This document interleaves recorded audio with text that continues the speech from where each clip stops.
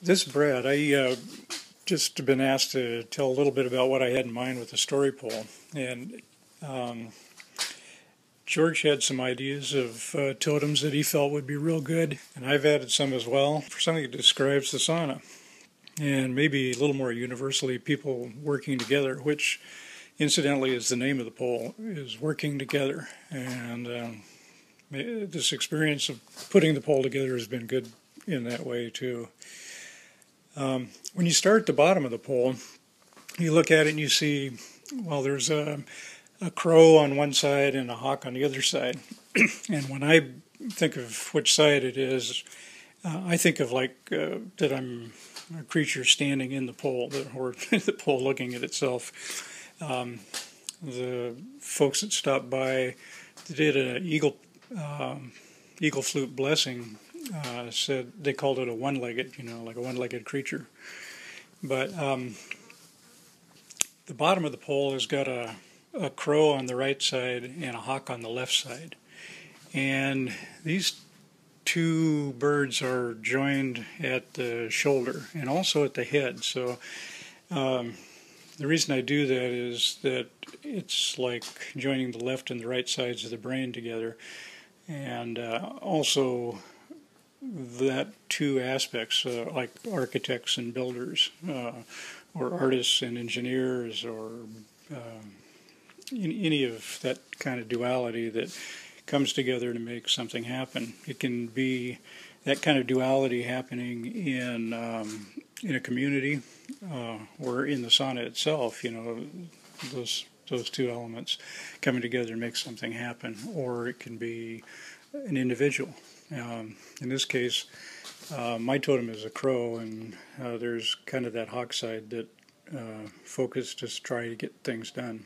And it seemed like a good place to start the pole. The right brain and the left brain coming together as a single entity and moving forward. So when we do that at the sauna, we come together and push forward and make something amazing happen. So that's what those figures are. Directly above it, on the face of the pole, is a beaver, and that's a totem representing Lynn and also the kitchen crew, and it's for nourishment, something that we all need in different ways to be able to continue. For individuals to continue, they have to eat. Same thing with crews, to be able to eat and keep marching, and nourishment comes in a lot of different realms. But the beaver is going to be holding a stainless tray that'll have different things of food on it, and so it'll be a little more three-dimensional than it looks on the pole. On either side of the beaver, on the right side of the pole, is a dragonfly, and on the left is a beaver. And the dragonfly on the right side represents Emery, and also there's a few other people in the sauna that find the dragonfly kind of like their totem. So it's about the sparkle and fun of the night, and so it's not painted completely, just the red parts are painted. When Emery came by, he said he liked it like that, and just more the wood showing.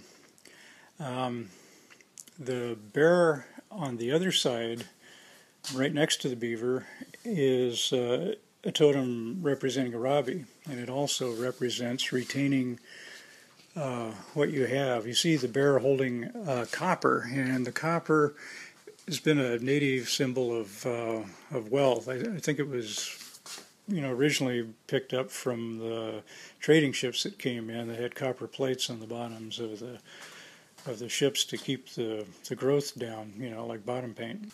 So it became a symbol of wealth, and the bear holding it like that is about just retaining some of what you have, instead of just letting it all go. Directly above the beaver, you see a central face, and that's a Samoyed dog. Dogs have been humans' friends for ages. Samoyed particularly has been around for some of the longest time as a breed. They're also kind of childlike and playful. They always have a big smile on their face, and kids love them. They're like a teddy bear. On either side of the Samoyed, you see a loon and an otter. On the right side is the loon, and the left side is the otter.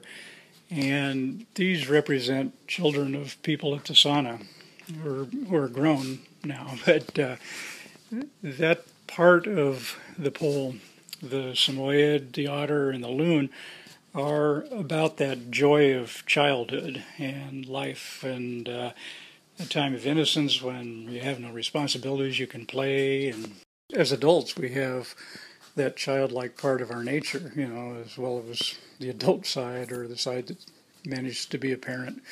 But the child part of us is kind of the creative play part of us. And when we come to the fair, that part gets set free, and so that part of the pole represents that part of us.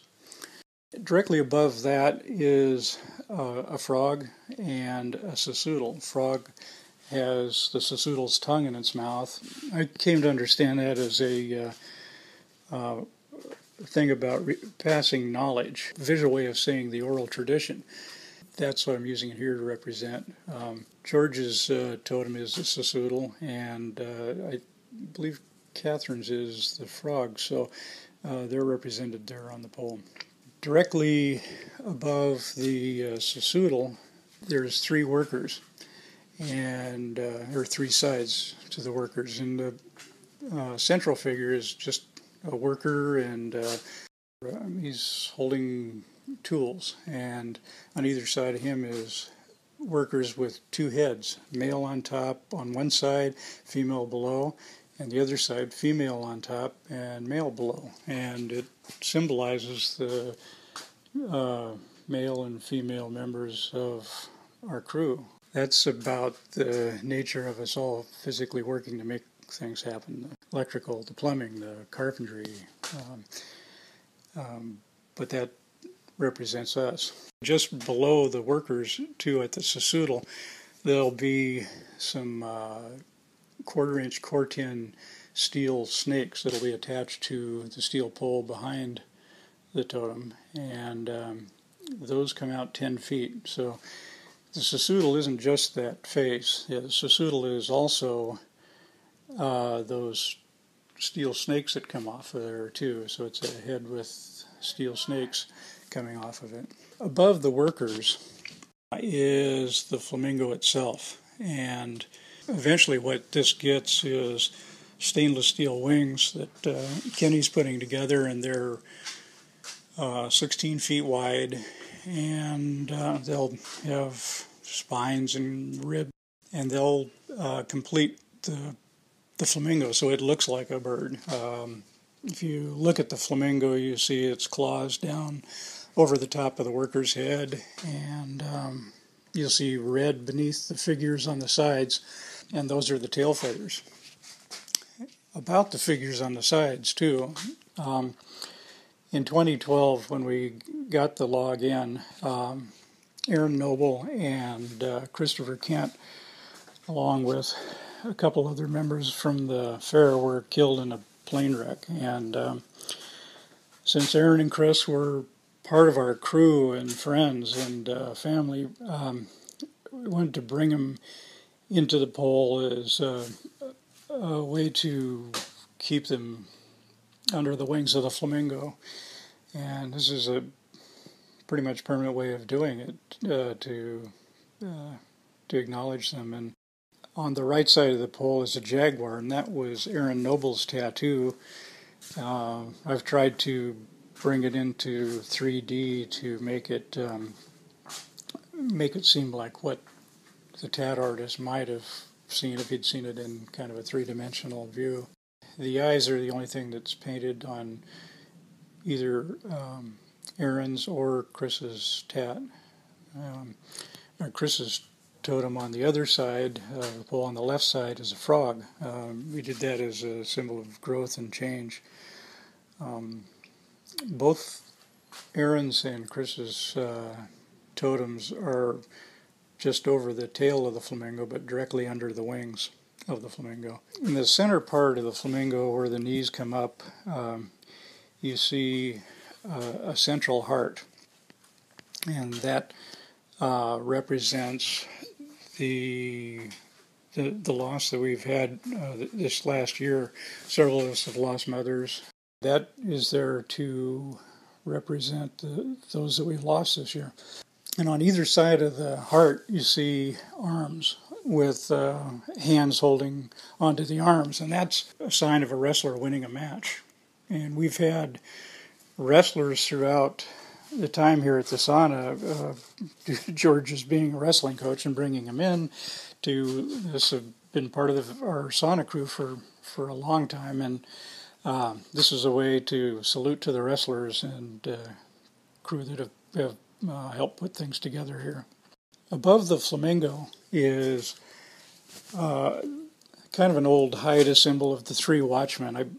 It's used by more than just the Haida, but the idea was to have three watchmen at the top of the pole, like we do at the sauna. It's a place where everyone can come and be safe, and so it takes a watchful eye to be able to do that. You know, we make sure there's no glass on deck, nobody's trying to film something, or there isn't a fire going on someplace, there are no predators around. Make sure that everyone is having an enjoyable time. One of them, the central watchman, is a beak. Has a beak, and it's a parrot's beak, and that represents John Parrott.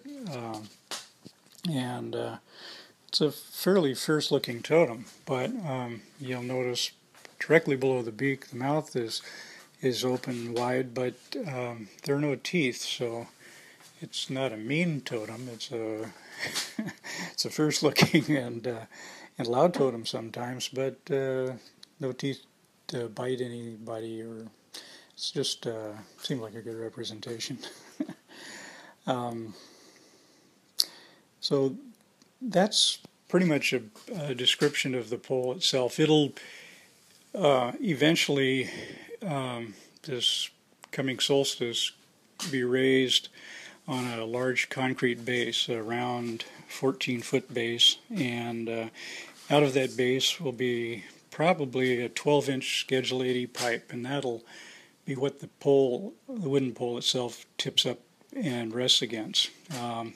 And that steel pipe will have the sassoodle snakes on it as a plate that makes the sassoodle come together, and above that it'll be the flamingo's wings will be up there as a plate that the pole will rest against, and we'll bolt the thing right through to that steel pipe, and the totem will become a real entity.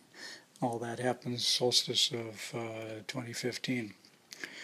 But the name of this pole is Working Together, something we do, and a good lesson to us all, and especially us folks that are used to working alone. This is a good way to get where we're working together.